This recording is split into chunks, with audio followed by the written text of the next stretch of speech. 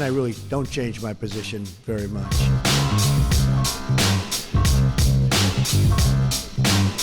You know, if you were a Christian in Syria, it was impossible, at least very tough to get into the United States.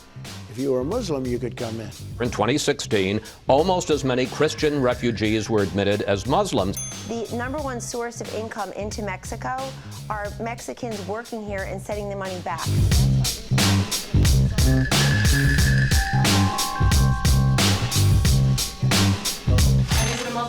Totally, it's not a Muslim ban, but we were totally prepared. When he first announced it, he said Muslim ban.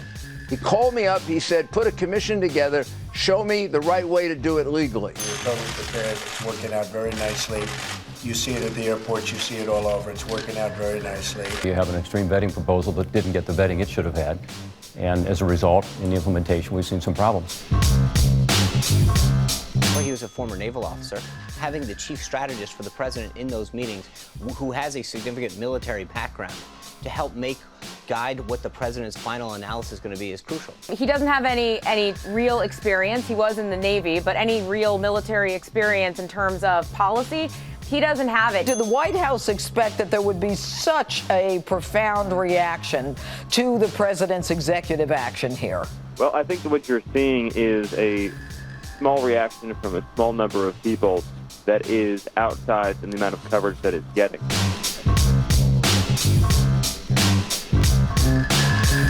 It's a routine screening process that they'll go through. And we're going to have a very strict ban, and we're going to have extreme vetting. This is a ban on prospective travel from countries trying to prevent terrorists in this country, from countries that have a recent history of training and exporting and harboring terrorists. Look, not a single terrorist who has had an attack in America has come from one of these 7 countries.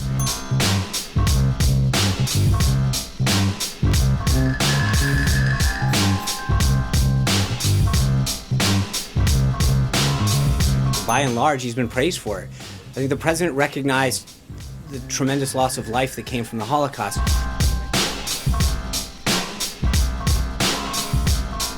It's a shame that people were inconvenienced, obviously, but at the end of the day, we're talking about a couple hours. I would rather, I'm sorry that some folks may have had to wait a little while.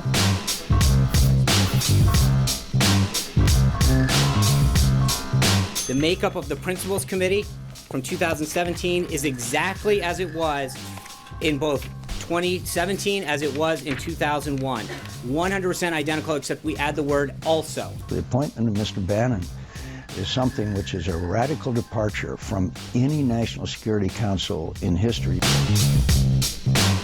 As soon as the court order was received and they advised us on the implications, we put a complete hold on anyone being removed in connection with the executive order. The people that he appoints and nominates and announces as staff members or cabinet level members or agency heads, their job is to fulfill that. And if they don't like it, then they shouldn't take the job. But it is the president's agenda that we are fulfilling here.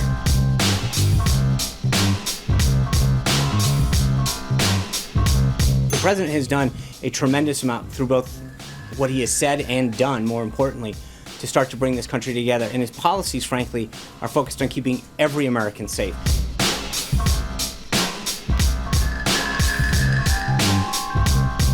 You said earlier, if you're qualified for the position, you should get confirmed. That's not how Merrick Garland was treated in the previous administration. No, there's never been a situation in which you had a fourth term, someone that late in an election cycle. That had never occurred before.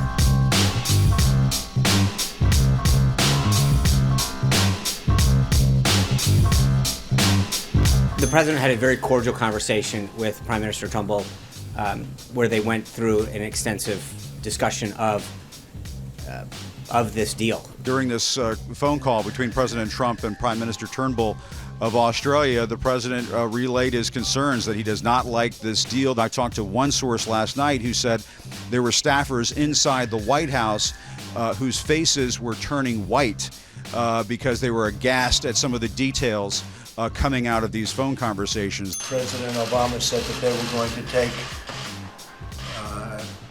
probably well over 1,000 illegal immigrants who were in prisons. You referred to these people as illegal immigrants. They're not, they're refugees. 2 Iraqis came here to this country, were radicalized, and they were the masterminds behind the Bowling Green massacre. His #1 goal is not to target any one religion.